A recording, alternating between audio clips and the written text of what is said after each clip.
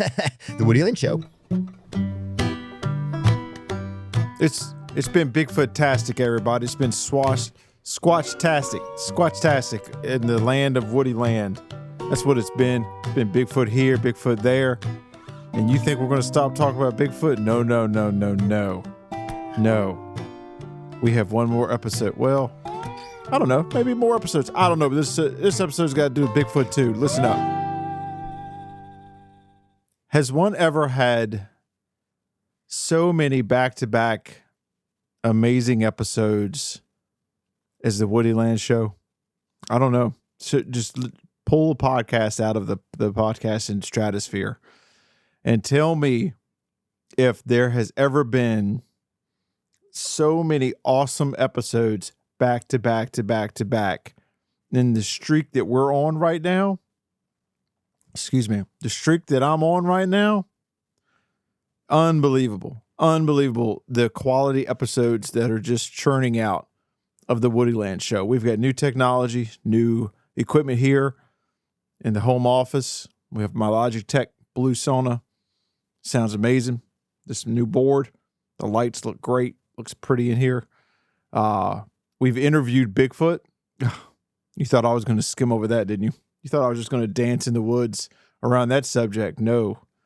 We interviewed the Bigfoot in the last episode. And I'm going to be honest with you. I'm not saying I was expecting any awards from doing that. I'm sure they'll come. I'm humble about it. I really don't like boasting about the interviews that I do, but out of all the interviews that I've done, that one with Bigfoot, it's going to be hard to top. And then before that, I gave a glimpse. I gave you a vulnerable glimpse into my life, my personal life, and why I like Bigfoot so much, and why Bigfoot has become the center of a lot of my creativity in this world, in this marketing world we call Woody Land. And then now I'm going to drop another episode on you. Well, wait, let's go back even further. So listen, last episode we interviewed Bigfoot. That's huge. I don't know how we'll top that. Seriously, I don't know how we'll top it. Before that, I gave you a vulnerable glimpse into my life with the Season of Bigfoot episode. That was emotional. Some laughed, some cried. I know that I got quite a bit of feedback from that. Before that, we had the After Christmas Parade in Bargainville. That was an amazing experience. The reporter giving you blessings. She did a fantastic job on site, and all the guest speakers there. It was amazing. Before that, we talked about mascots. Before that, we had tips, tricks, and dinkle calls. So we've had, ever since the Christmas AI special dropped in early December, and then I took a deep dive into A Wonderful Earnest Christmas after that. And then we had some cool stuff come out, some music parody songs that were in my head come out, and phone calls from Kevin Dinkle come out, mascots, After Christmas Parade, Bigfoot. I mean, how do you follow up those episodes? I think you follow it up with another Bigfoot episode. That's just my personal opinion. I think that's the direction I'm going to go for this one, and do some kind of like housekeeping episode, like one that's like a little bit of maintenance and updates, and then one that's like a little bit deeper dive into marketing, which is my world. So I appreciate you listening on this weird blend of a podcast. Oh gosh, I completely forgot another thing. We updated the Woody Land Show album art. So I don't know if I've told everybody this. And if I have, excuse me if I have, I'm a huge fan of like retro advertising, specifically from McDonald's and Disney World. I never went to Disney World as a child. So the advertising that I see now, I love the aesthetic for, and the ones that they come up with the retro, or if I find a retro design now from then, I love it. But as growing up, I don't know that it really spoke to me because we didn't go. Like, it wasn't on my radar, right? But one place we did go was McDonald's. And I have always loved their advertising, specifically my time period, born in 81, but specifically from the 70s, 80s, and 90s, in my opinion, was, well, looking back, I don't know, during then, some of the best advertising. I mean, for one, they started advertising to kids heavily in the 60s and 70s with McDonald Land. Hence, you just got a little Easter egg there, which is kind of where Woody Land came from. Woody Land is a combination of McDonald Land and kind of Disneyland. I've never been to Disneyland. Go to Disney World all the time. But that's why I came up with the Woody Land show. Mainly because I love McDonald Land. I'm not gonna lie. That's truth. That's God's honest truth. That's I love mascots and I love a world. I love world building, but I don't love it in the big epic scale fantasy sense. I love it in the advertising realm sense. So like McDonald's Land, you know what I'm saying? Was way back when. It no longer exists. You remember the playgrounds in McDonald's, and you remember the characters. You remember McDonald. You remember. Actually, I'm going to pull up some of the names so that you know exactly what I'm talking about, and you'll see. Let's look up McDonald Land characters, so that I can tell you right. But it's a rabbit hole worth going down to look at this old McDonald Land advertising. And really that's where I became inspired for creating worlds. So like if you look at Grove Street FM, which is our podcasting platform that we put all of our local podcasts on, I created a mascot for that called Grover the Otter. And in that, I even came up with a land for all of his friends to live in called the Forest Island. So if you pick up a Grover the Otter book on Amazon, you'll see the second page in the opening flap is of the Forest Island, and it's all the land of where they go. And I just like fantasizing and thinking about all these lands. But McDonald Land, it had Ronald McDonald, Grimace, Hamburglar, Sunday, Birdie the Early Bird. Well, she was later. She was a little bit later. Mayor McCheese, Officer Big Mac, Captain Crook, and the Professor. And this is no joke. If y'all go down that rabbit hole and look at the early designs, okay, some of them were terrifying. Some of them, you watch the early ones from like the 70s, 60s, I don't know, later on. Whew, my gosh. But they kind of fine-tuned the characters, and then they did the land, and there was a whole lawsuit because they had hired a agency to come up with the idea. And then they got the idea, said that they wouldn't be doing it, but then they ended up implementing the idea halfway, and then they ended up losing a lawsuit and had to change some of the characters. There's some cool videos on that online that go into it, and actually way more in depth than I did. I'm not doing it justice.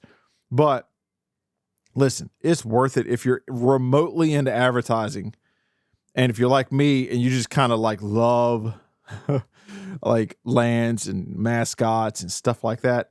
You need to go do a deep dive in a McDonald Land.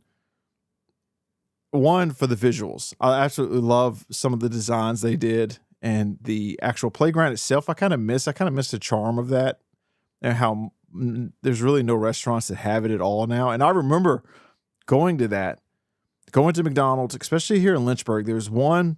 It was right before you come into Lynchburg. It was leaving Madison Heights, coming into Lynchburg, right there on the corner. It was the McDonald's, and it had the playground, and it was just everything you want the classic McDonald's to be. It was everything, right? Everything. It's no longer that way. It's that box, gray, beige box now that all of them have upgraded to, and they're so sad. They all look like storage containers, and they're so cold with tablets in them, and it's kind of depressing, I'm going to be honest with you. I haven't eaten at McDonald's in a long time, ever since they did away with the awesome toys. Honestly, we used to go, my friend and I, this was in middle school. He lived in the town, and we had just got a McDonald's, a little small teeny McDonald's. We would literally walk through the drive-thru and I would just get Happy Meal toys because I loved them so much, right? I just love everything about characters. But I digress. McDonald Land is amazing. That's kind of where Woody Land came from, a hybrid. So most of the stuff you see me come out with is usually just a version of advertising that I love, and then I kind of morph it and AI the heck out of it and have too much fun. So I've been in this been in this kind of loop lately where, let me say, as a person that does marketing for other companies, sometimes it's very difficult to get a handle on your own marketing. And what I mean is, I did an episode way back when that, let's go back, let me tell y'all, the local commercials episode, that was number 2, I believe. So that kind of explored why how I got into the tone that I do now. Like, I'm not going to say the cheesy tone, but the fun, less polished, more memorable, I would say. Because I am usually not that much attention to detail as far as the camera work goes. I'm really not. I'm more of like, get attention, have fun, make it fun for everybody. Bam, bam, bam, wham, bam, done. Well, that's when I started my company, Watts Creative Studios. And I don't think I ever mentioned what my business name was on here. Most of you probably already know me, but if you're listening out there, I started Watts Creative Studios about 10 years ago-ish. And I started primarily doing video work, like I mentioned before. I was doing it for nonprofits, and I really had huge ambitions of doing a ton of short films, meaningful cinematic masterpieces. And then I started doing car commercials. And y'all, it changed my life. I fought it at first. And honestly, I didn't even tell a whole lot of people I was doing them at first.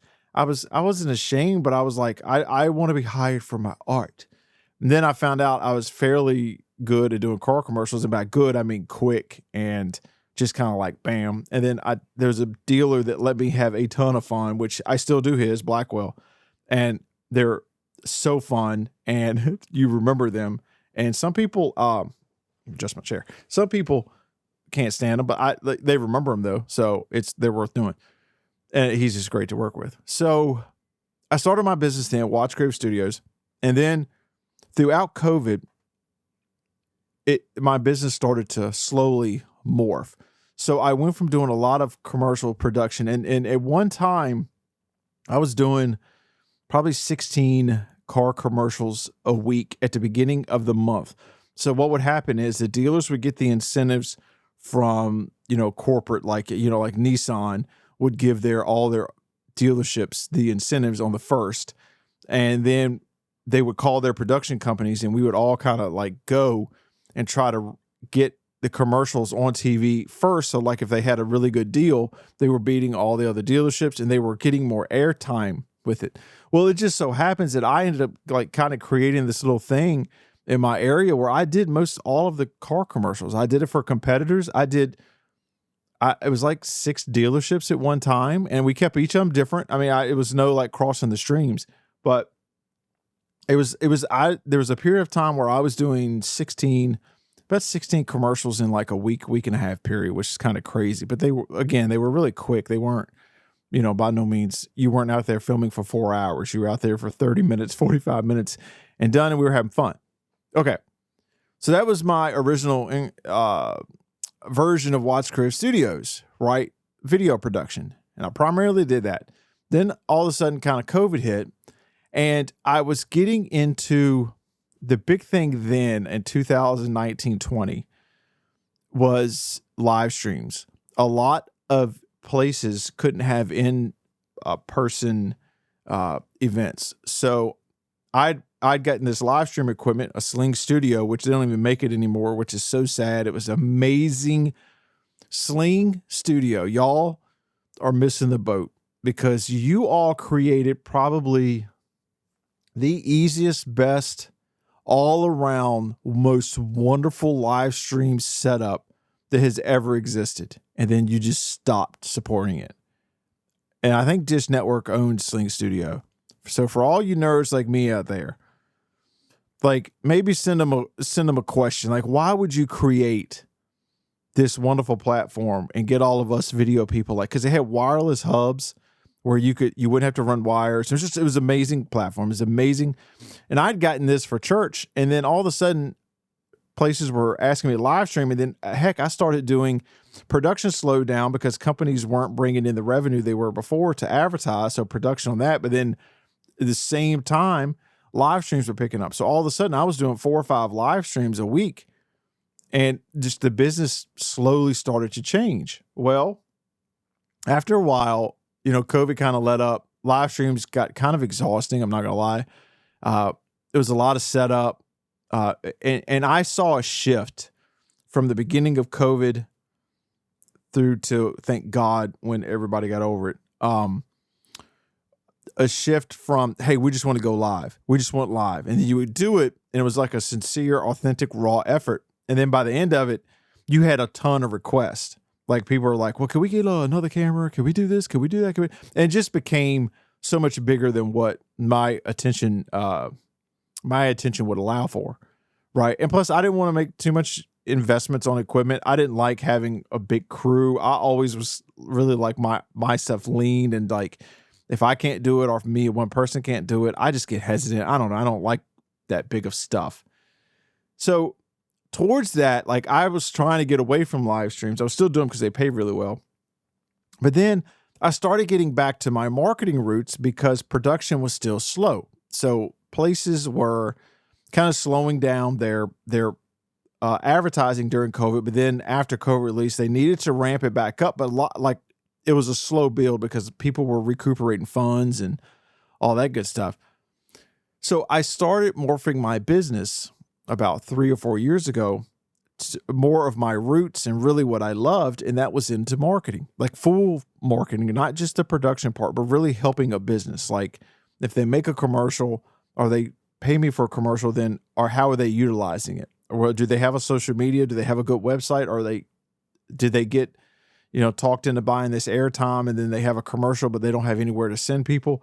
So then I started helping businesses on a full marketing basis, and I loved that. I loved like the town that I work in now, town of Bedford. Like they were one that kind of needed like a whole public information officer type deal, and I loved just being able to do social media, doing any videos we need, doing communications, whatever. But then other companies started getting that as well, and I was helping other companies. And so I started steering away from one-off productions, like one-off commercials. Because one, I liked building relationships with clients. I like walking with them and kind of learning their industry and then seeing how we can help and really building that relationship so that when we get to the production, it's not what do I call it? Like a icebreaker period. I don't know. Because I have a hard time like working with new people that are not difficult, but like I'm strong-willed, and then I work with somebody else who's strong-willed, and it's like my style may not vibe with theirs. So if I work with them in marketing, I get to kind of know them, what they like, what they don't like, and it helps me to adjust and to really be able to work with them better as, say, somebody's just hiring to do their vision. I bring my own kind of ideas into it, and I feel like people pay us for that. So my business started morphing into a marketing agency, and over the last 2.5, 3 years, it's grown quite a bit. It's been wonderful. The town that we live in, that I work in, Bedford, has been wonderful. My business has just grown so much in that area, and everybody supports everybody, and it's been great. So with that said, brings the housekeeping and the big update for this episode, and why I'm doing a Bigfoot episode. This is indirectly a Bigfoot episode. I finally pulled the trigger, ladies and gentlemen, boys and girls, wildlife listening out in the middle of the woods. I pulled the trigger and rebranded my business, Watch Creative Studios. So that was my first business name, my first license, my first LLC. And I've been kind of sitting on a name for a little bit, not gonna lie, kind of been wanting to rebrand, but I was very, very hesitant, okay? Because I've been sinking my teeth in the Grove Street FM, our station that we broadcast to. And I had Grover, and I was like, man, this is doing pretty good. Why do I want to change anything? I got a sign on the building. Everybody knows it. But then, to be completely honest, I started looking up like the best of categories in this area. So in this area, like there's a magazine that does best of, right? And really, I don't know. I secretly think it's a way for you to buy a banner and a plaque for really expensive.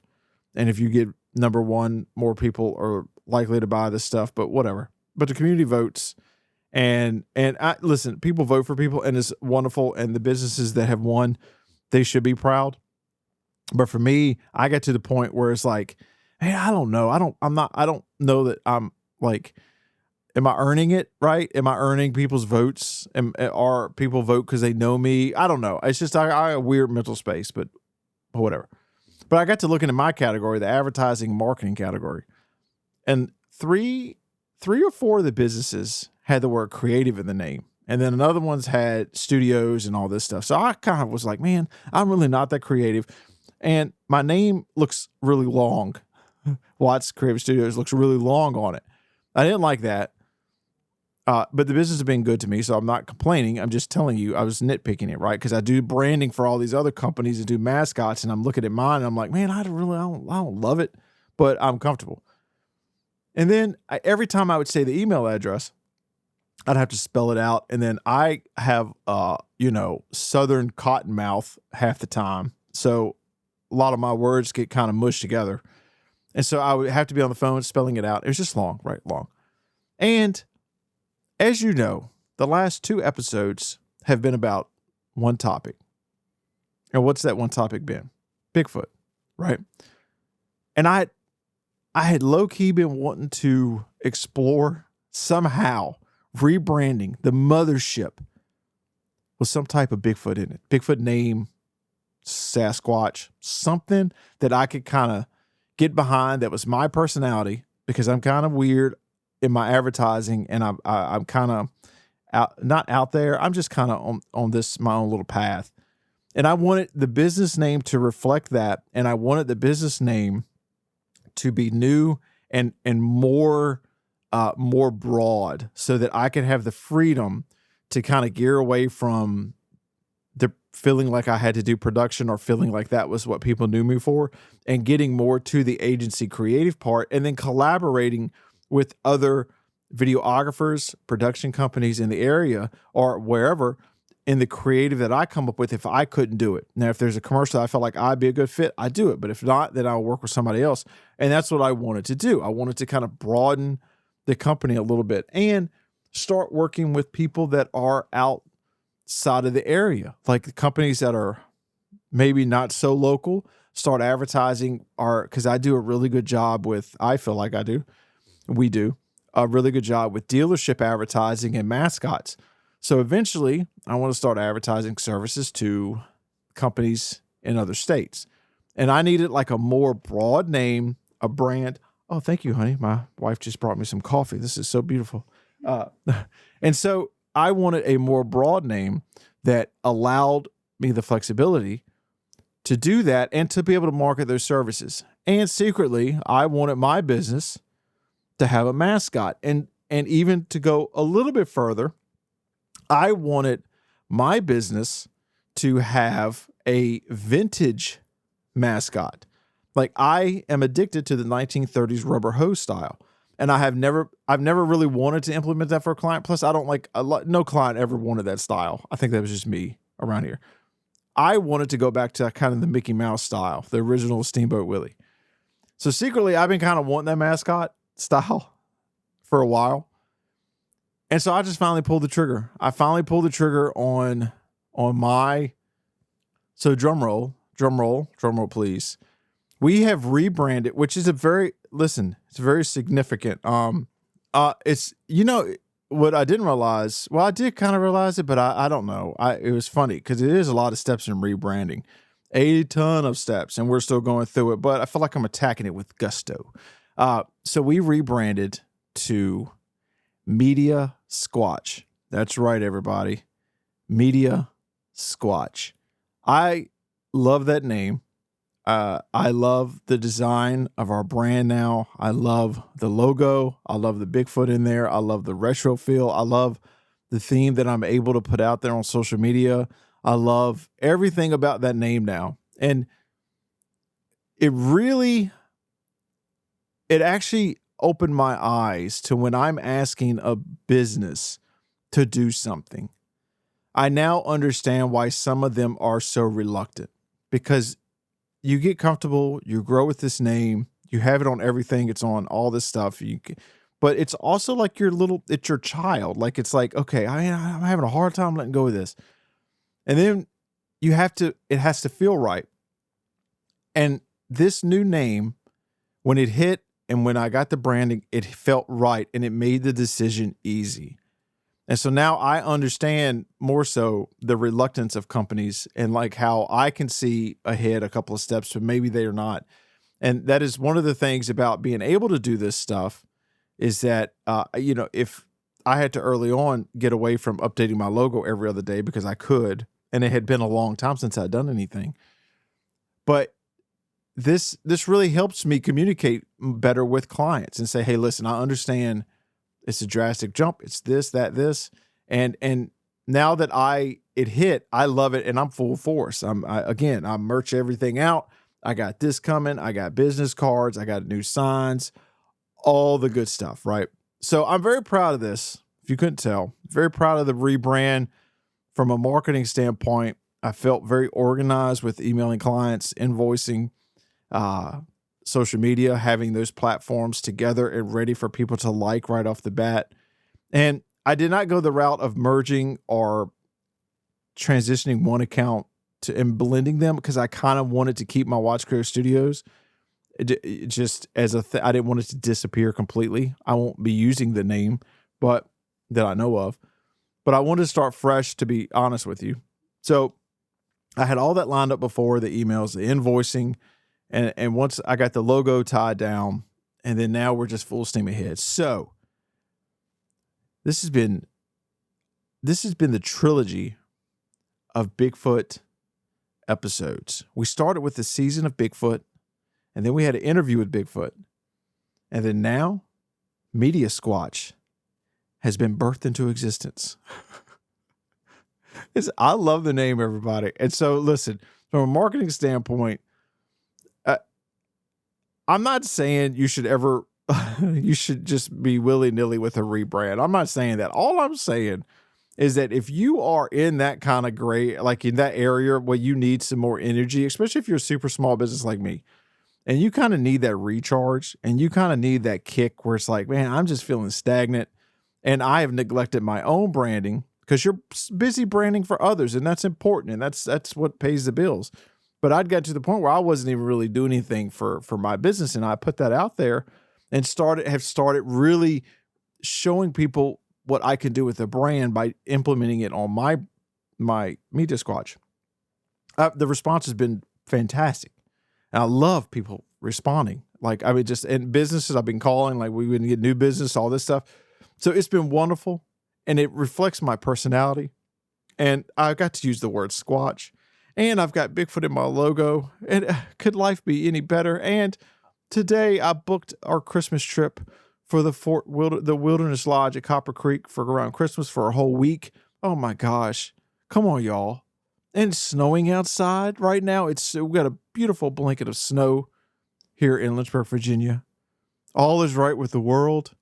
And I have the Christmas AI special that has been back on episode number 3. And I have a wonderful Ernest Christmas episode you can listen to. And I have a mascot episode. And I have an After Christmas Parade. Now I have Season of Bigfoot. Now I have an interview with Bigfoot. And now I have Media Squatch. So if you want to know why I chose Media Squatch, I might dive deeper into it. But I think I've covered it pretty well. I like Bigfoot. I like retro. I used to like McDonald's. I like McDonald's advertising. I don't like McDonald's now, but I do like McDonald's advertising with McDonald Land, hence the name of the show, Woody Land. But I really talk about Media Squatch and marketing in it. So, which last tidbit, then I'm going to wrap this up. I'm going to enjoy this cup of coffee my beautiful wife made me. The podcast name, I think, it should be a reflection of your personality. And of course, show people that you know what you're talking about in the field that you operate. So that's why I call it the Woody Land Show, because it's got hints of advertising, but it's really kind of all over the place. It's my personality coming through more so than would in a client meeting. But it's still about my business, because my business, that's what I do. So everybody, Media Squatch is out roaming around. I would encourage you to go like it, please. Like all my new social media platforms, all the outlets, all the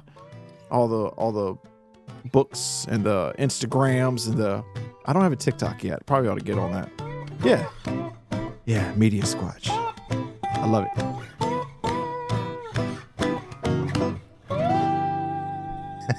And that's a wrap, folks.